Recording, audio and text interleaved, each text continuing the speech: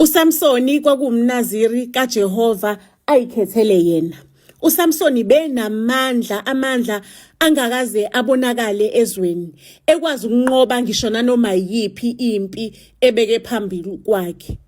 Zaqala ke manje izitha zabuzana ukuthi lo muntu uwathatha kuphi amandla amangaka, sho ukuthi khona imfihlo yakhe, kuzomela ukuthi itholakale ukuthi imfihlo yakhe ithini. Kwahlanganwa ngegama lika Samson, omunye wasuggesta wathi isono samadoda sivela ngokubona.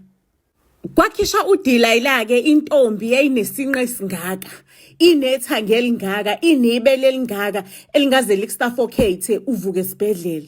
Ngicela ukukutshela ukuthi uDelilah ke wasebenzisa into yakhe ayijwayele ukuyenga amadoda. Wambuza uSamson esemlalise emathangeni, wambuza wathi Samsoni, ikuphi imfihlo yakho yamandla? uSamsoni ke walikhipha iqiniso, watshela imfihlo yakhe, watshela isitha, watshela uDelilah. Ake uSamsoni wavuka esekopoletwe amehlo, esegundwe inwele, engasanawo amandla. Izitha zakhe-ke zayijabulile, kubizwe wonke umuntu kubhiyozwa, kuyidili likamkhipheni kujatshuliwe ukuthi sayinqoba indoda esesimise kambi iminyaka ngeminyaka. Ngicela ukukutshela ukuthi uSamsoni kwathi kuloso simo ezwa inwele ukuthi seyihlumile kancane, ngoba uJehova into ayibeke kuwena ngisho abantu bangazama bezama ukukudicelela phansi, akekho umuntu ongayisusa, akekho umuntu ongayithatha into uJehova akuphe yona, into uJehova akunikeze yona. uSamsoni wakhuluma nomfana owayemgadile la, kuyena owembamba ngoba phela wengasabona emehlweni, kuyena nje ombambile lo mfana. Wathi uSamsoni, awungicikise wemfana ngensika yendlu ephakathi naphakathi nendlu, sho ukuthi insika shuthi ephila. Ake ngempela umfana ambambe, amcathulise uSamsoni, ambeke ensikeni. uSamsoni ke wasebenzisa amandla akhe wonke nawo, wathi ufuna ukufa neyinkumbi zezitha ezayigcwele kuleyo ndlu, because zayimenyiwe izitha. Kuhlangenwe ngaye uSamsoni, kuzohlekwa, ezojayiviswa engaboni, ezodelelwa, egqoke ikhinjana. Kuthiwani imbheku uyena lo somandla obekade namandla lo. Ngicela ukukutshela ukuthi wayibamba leyo nsike, eyayibamba indlu yonke. uSolomoni indlu yavithika phansi. Ukufa kwakhe-ke akubanga sezeni, wafa nenkumbi yezitha zakhe, kwavalwa ngehlahla. Emsebenzini ikuphi la ukhona bangazama ukuthi bantshontshele lento le ebekwe kuwena, kodwa akekho umuntu oyoke athathe lento ebekwe kuwena. Ufana nesibani ukuthi noma ungasicashisa usibeke ngaphansi kwetafula, kodwa siyohlala sikhanya njalo. Ngisho bangazama ukukuthathela amathuba, bazama ukukufihla, bazame nje ukwenzela izinto eziwubuqili nanoma ikuphi la ukhona, kodwa wazi ukuthi lento le ebekwe kuyona, ebekwe kuwena, akekho namunye umuntu oyoke ayithathe. Wazalwa unje, uyofa unje, uyohlezi nje ubavithiza, uyohlezi nje ubashisisa, yabona, uhlezi ubahlula ku-10-0.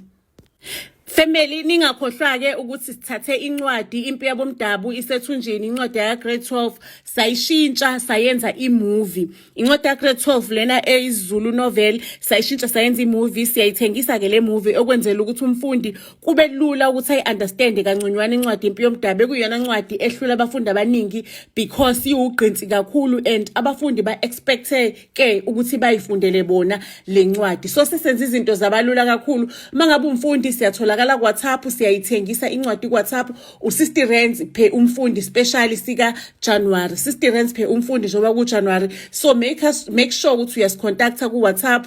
Incwadi siyisenda ngomhla ka-15 every month, siphinde siyisende ngo last day of the month. So make sure ukuthi you buy within those 2 periods. Siyanthanda kakhulu family, iyolala ibonene ey'torini elandelayo. Ningakhohlwa ukuthi nisithinte ku WhatsApp enambeni esi 079 337 2464, 079 337 2464. Sicela Nkosi yami abantu abangazile ngokuzothenga ukuthi basibambe khona lana kwi-inbox, uze mangabe uzothenga noma uze mangabe kuwukuthi ikhona into ephuthumayo.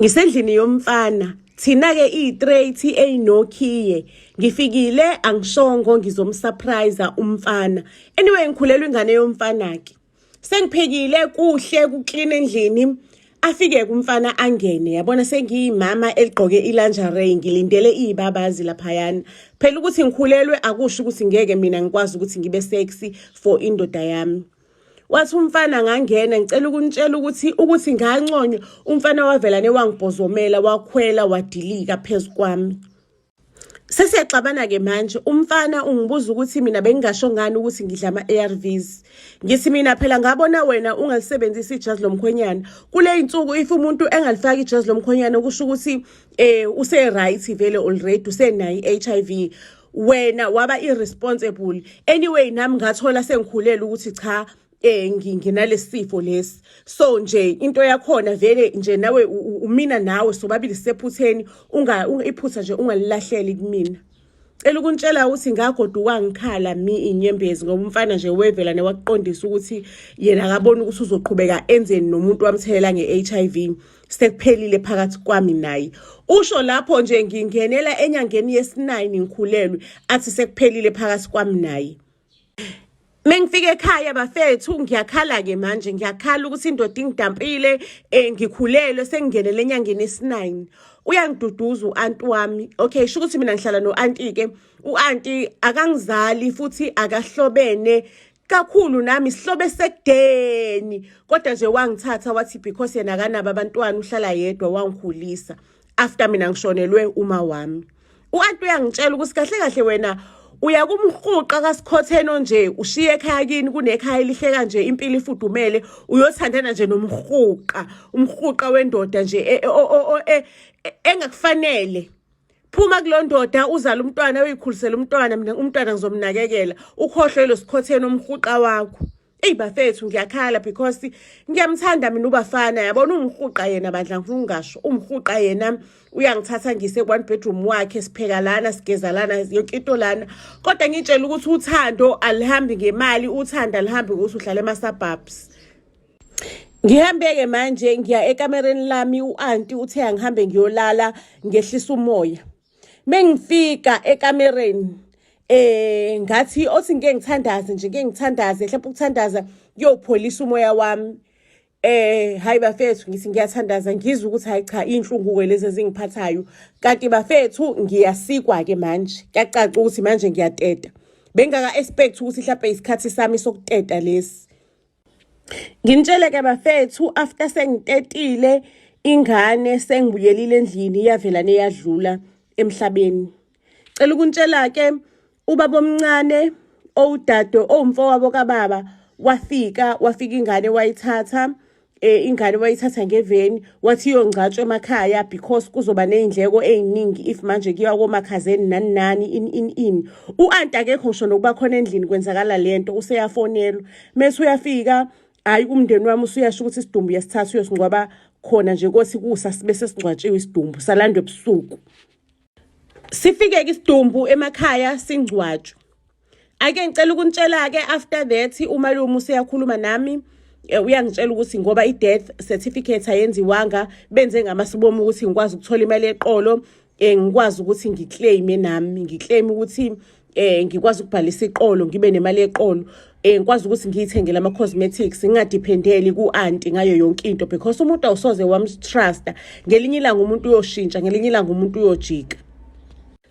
after umngcwabo ngahlala kancane emakhaya ngifuna ukupholisa ikhanda okubhlungu ke bafethu ukuthi emva kweminyaka u14 uanti washona emva kweminyaka u14 kade ngishonelwe umntwana washona uanti kwatholakala ukuthi yonke into yakhe uyishiye ngami ngathi mangabe ngithi ngiyakoclaima izinto zakhe kwafike kwatholakala ukuthi kuthiwa uanti uthe yonke into ayionayo uyishiyela mina nezingane zami kuzomele kubalwe ukuthi kunezingane ezingaki bangitshele laphayana bathi kwisystem kuvela ukuthi unengane eyodwa ina 14 years sizocela ukuthi uhambe uyolanda lo ngane leyo ubuye nayo ngoba izinto zakhona zizohlukaniselwana 50-50 phakathi kwakho nengane leyo Jess Maria ma into engizoyithini ke mina leyo because ingane ayikho anginayo leyo ngane leyo ekuthiwa kumele ngiyilethe, bekuyisipoki nje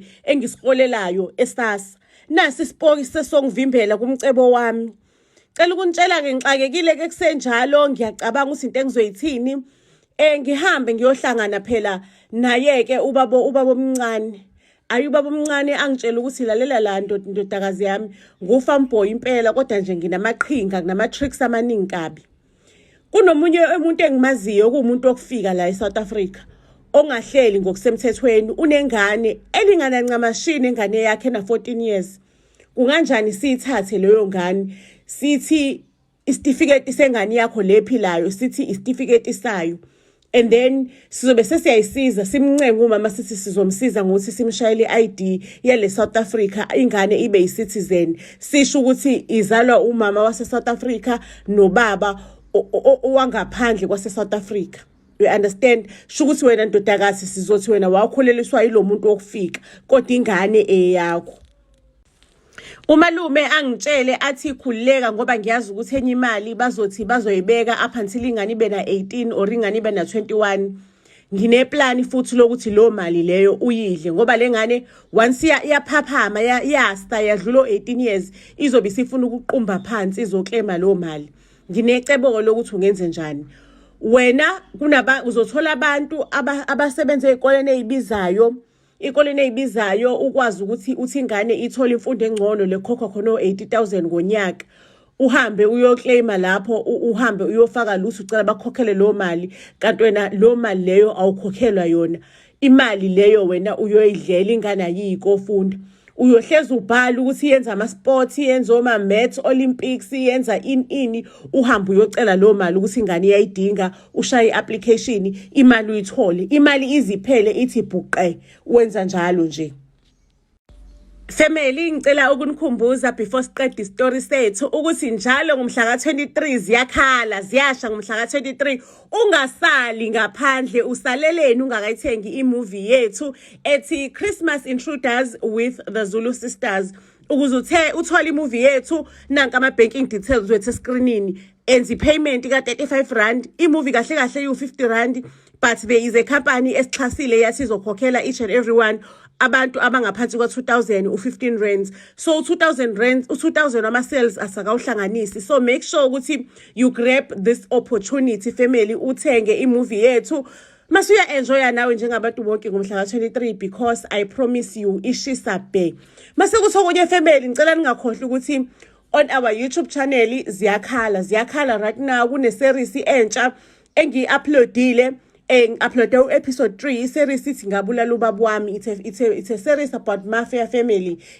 Family yama mafia nje ehlezi ilwa iseyinkingeni ngaso sonke isikhathi. So just go there and watch, usubscribe, share and comment.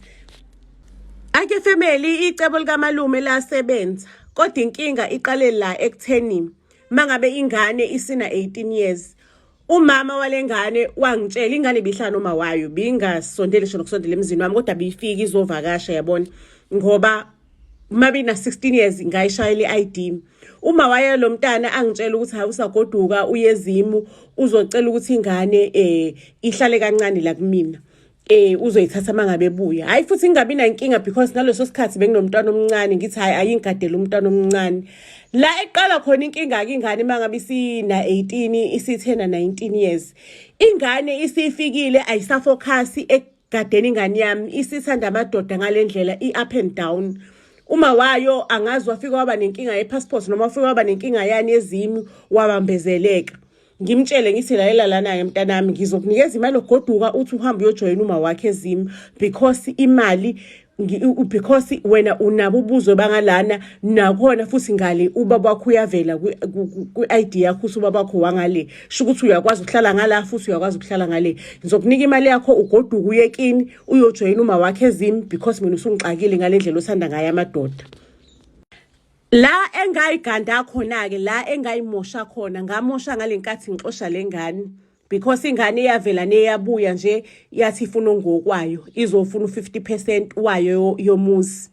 Iyazi ukuthi imali ayisekho sengayidla yonke kodwa ifuna u50% wayo womuzi. Icela ukuthi umuzi udayiswe ithole ongokwayo. Wena umina ukulesimo ukule situation ubungenze njani? Ungaqasha inkabi uyibulala ingane? Ungenze njani? Because ingane nje impela yayi serious ifuna la eyayi imali, ifuna 50% wayo wemali. Ungenze njani? Ungenze njani because wena phela you lied wathi ingane yakho le ni commit crime nalengane le. Ungenze njani? Ungayibulala? Ungaphuma kanjani kulesimo lesi engikusona? Please. Ngivuka ekseni ngithola ukuthi ngingene kuma periods as usual. Ayimani lama periods lawa ahlukile, akafani nangama periods engijwayele ukuthi angiphathi. Kune sharp pain ela esinyeni, into engazibeki. Hayibona kusengibuthwa phansi bakwethu, ubuhlungu obungaka, ama cramps esinyeni, into engakaze ingenze selokhu ngazalwa. Cela ukuntshela ke manje sekugijinywa ke because ngase ngifake kubizwe iambulance, ngiyathathwa ke manje ngeambulance, iambulance ingise esibhedlela.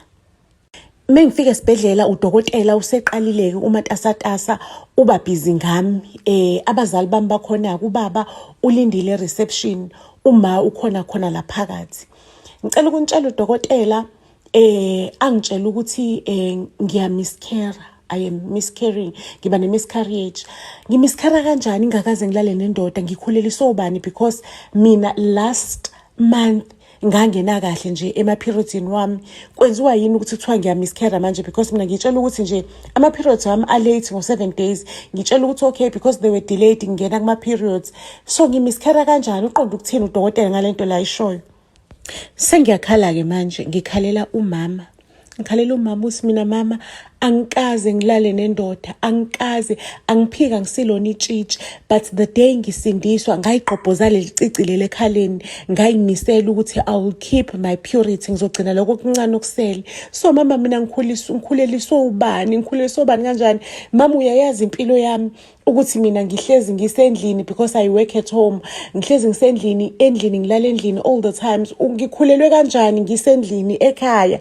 Phela ubaba umfundisi bakwethu, ubaba lo engithe ukhona la eDaningi, but akasiyo ubaba wami ke uyi stepfather.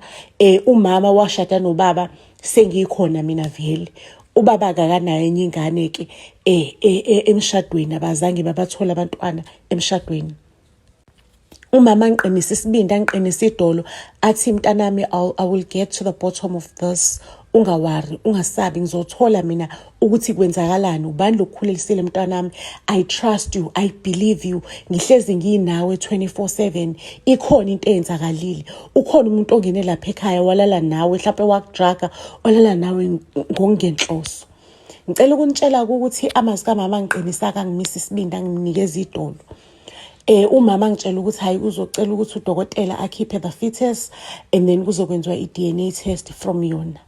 Ngicela ukuntshela ukuthi sininini ey'nsukwini ey'ngaka ngidischarge-iwe esibhedlela kubosha ubaba. Umama wantshetsha i-DNA test kababa.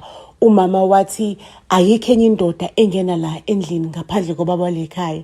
Mangabe kwenziwa i-DNA test kutholakala ukuthi kunobuhlobo obukhona phakathi kwami kwaphasi kwengane lade ngiyimithi nobaba. Ngicela ukuntshela ukuthi uma wavula icala with immediately effect, waboshwa kubaba.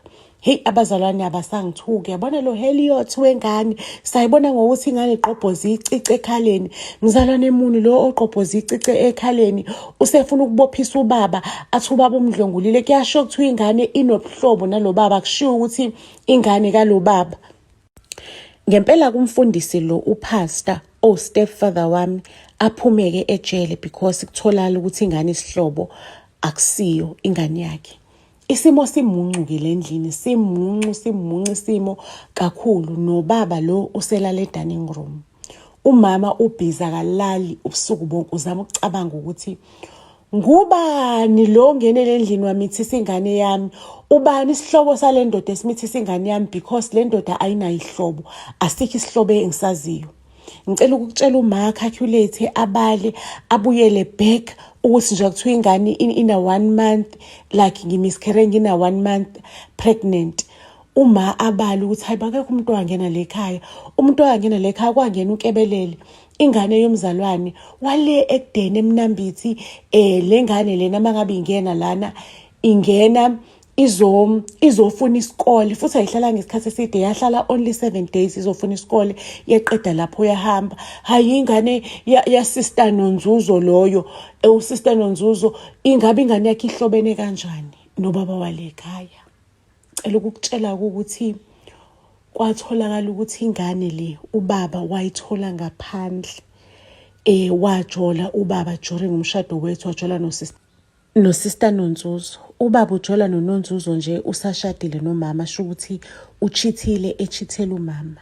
Cela ukunitshela ukuthi kanti umama wathola ukuthi le ngane yafika kulo 7 days, yafike nje yathi yayiphindiselela, yangidraga, yazenzela kumina. Angazi yayiphindiselela kanjani because yena idine ukuthi ubaba wayo akekho involved empilweni yayo, and akekho umuntu owaziyo ukuthi ubaba wayo lo. Yona imani yazi njengomama wayo uyayitshela, futhi ubaba uyathumela imali yesondlo ekhaya. Ngicela ukunitshela-ke ukuthi waboshwa uNkebelele emva kwesenzo sakhe. Lapho wangishiya nengozi engeqiwa ntwala. Ebuhlungu ingozi le. Kodwa-ke ngibonga ukuthi uma wami wayeyimbokodo, wama nami, wangilwisa. Uyayazi ifeeling yokuba nomuntu owazi kahle ukuthi this one uphethe ibheki yami, like she have my back. Uyayazi lobo mnandi bokwazi ukuthi ukhona umuntu omi nawe esimweni esinzima. Ngibonga imbokodo eyama nami, yathi kukubi kunje, like we'll get to the bottom of this. Ake ngicela ukunitshela ukuthi umshado kababa-ke nomama wona-ke impela uke waba ney'nkinga, kodwa-ke they are trying to fix their problems, and nami on the other hand ngiyalulama. Isikhohlakali lesi sengane siwuNkebelele siyabhadla ejele. Ngizoyibeka